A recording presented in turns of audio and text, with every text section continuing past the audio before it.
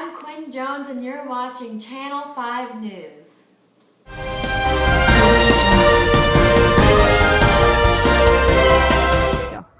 Good morning, Seattle, and welcome to the news. I'm your anchor, Nora Thompson. And I'm your co-anchor, Miguel Perez. And today, September 6th, 1899, John Hay introduced his new open door policy notes. In order for this to pass, he has to get the approval of all of these great nations of power: Japan, Great Britain, Russia, Germany, Italy, and France. All of them agree to his principles except for China and Russia. John Hay's plan was to allow trade with China to be accessible to anyone in the Asian hemisphere and the U.S. His goal was to make an open, free, equal market for trading opportunity for all It's my turn, Nora. Opportunity for all merchants operating in China. He also hoped to diffuse the tensions between the nations.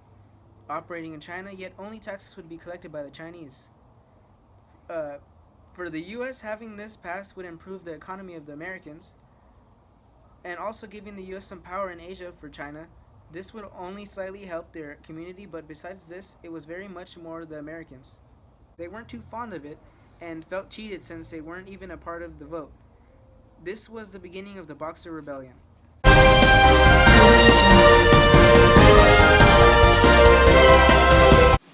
Boots, you want a Coke? It's a peace offering. Coca-Cola can make any enemies friends.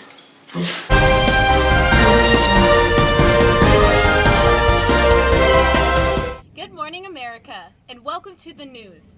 I'm your anchor, Nora Thompson. And I'm your co-anchor, Miguel Perez. And today, we're on assignment on China to research how the Boxer Rebellion has been going. The Chinese martial arts group, the Yihenquan, or as we know it, the Boxers, have staged a coup taking over the entire Foreign Legion in Beijing, China. These people practice boxing and other forms of martial arts that they believe will make them invincible. The coup took over the entire foreign diplomatic corps at the British Embassy in Beijing. The Boxers were actually employed as little militia groups by the government. This all caused an international force of 19,000 troops, 3,000 of which were American. Other countries that provided troops were Russia, Japan, Britain, France, Austria, Hungary, and Italy. It took until August 14th, 1900 for the troops to take back Beijing. It's estimated that 100,000 or more people died during the fight. We go now to our field reporter, Gabe, to discuss with the Chinese locals the Boxer Rebellion. Gabe?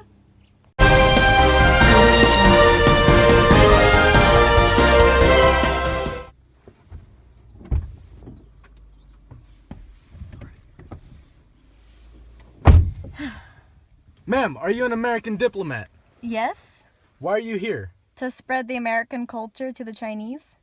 Do you think that you're doing more good than harm? No, we're doing more good than harm because we're helping the Chinese economically and culturally. Good answer. Have you ever been assaulted by a boxer? No. Okay, go. This is Channel 14 News. Back to you, Nora.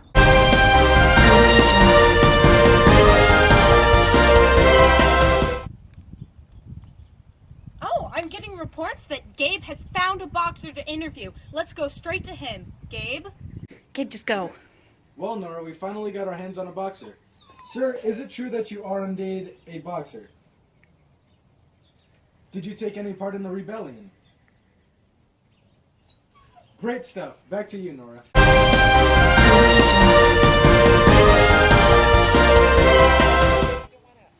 Yes, Jessica, you're doing so good on the swing. Wait. Oh no, Jessica! Yeah, okay. Good thing I've got some aspirin. Otherwise, how else would we heal these wounds? Here, Tommy, I'll catch you. It's okay. Good thing I have aspirin. Come on, Tommy, come down the slide.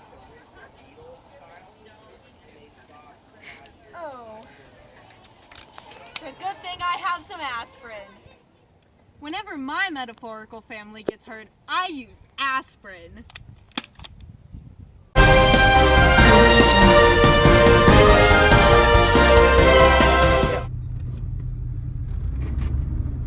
Oh, we can't find any militiamen or boxers anywhere. All it is just American troops. Yeah. Ugh. Ah! Oh my god, I think we hit someone!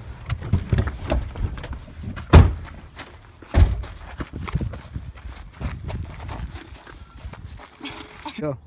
She's still breathing. She is? Okay, let's ask questions. Ma'am, are you a boxer? Yes. Why are you fighting against the Americans? Because China has a diverse culture. Are the Americans ruining said culture? Yes. You heard it here first.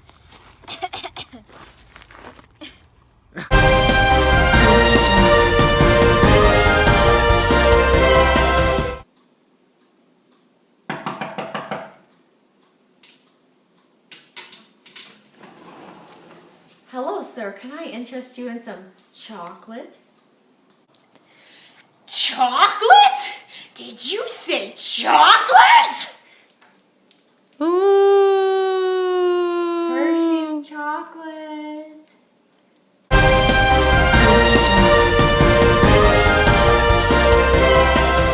Today, in 1885, Japan violated the open door policy with 21 demands.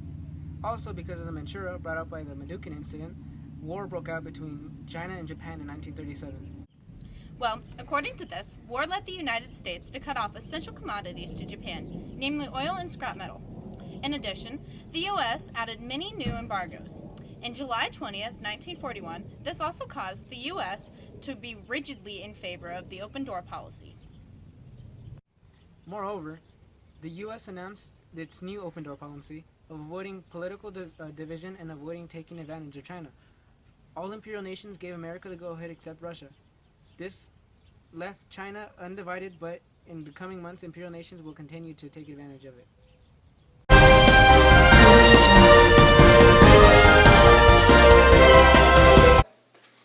Hi, welcome to the news. Today is February 6, 1922, and I'm your anchor, Nora Thompson, but not for long because I've decided to pursue a career in professional baking. Miguel? Now regarding the Nine Powers Principle. The American delegation, led by the Secretary of State, included the Democratic Minority Leader in the Senate. The primary objective of the conference is to restrain Japanese naval expansion in the waters of the West Pacific, especially with regard to fortifications on strategically valuable islands. Their secondary objective is intended to ultimately limit the expansion, but also alleviate concerns over possible antagonism with the British. They were first to eliminate the Anglo-American tension by abrogating the Anglo-American alliance. Second, to agree upon a favorable naval ratio by Japan. And third, to have Japanese officials accept a continuum of the open door policy in China. The British, however, have taken a more cautious and tempered approach. Indeed, British officials brought certain general desires to the conference: to achieve peace and stability in the Western Pacific, and to avoid arms race with the United States. Japan encroachment into the areas under their influence and preserved the security of Singapore, Hong Kong, and the Dominion countries. But they did not enter the conference with a specific laundry list of demands. Rather, they brought with them a vague vision of the Western Pacific should look like after the agreement. Japanese officials are more focused on specifics than the British. They have approached the conference with two primary goals. First, to sign a naval treaty with Britain and the United States, and secondly, to obtain official recognition of Japan's special interests in Manchuria and Mongolia. Japanese officials also brought other issues to the conference: a strong demand that they remain in control of Yap, Siberia, and Tsingtao, as well as more general concerns about the growing presence of American fleets in the Pacific. The American hand was strengthened by the interception of the decryption of secret instructions from the Japanese government and its delegation. The message revealed the lowest naval ratio that would be accepted by Tokyo. U.S. negotiators used this knowledge to push Japanese to it. This success, one of the first of the U.S. government's budding eavesdropping and cryptology efforts, led eventually to the growth of such agencies. Quinn, are you falling asleep because you waited till the last minute and stayed up all night doing your Apush project? Do you need some caffeine? Well, here, have a Coke. It'll give you some caffeine to get through the day. Wow.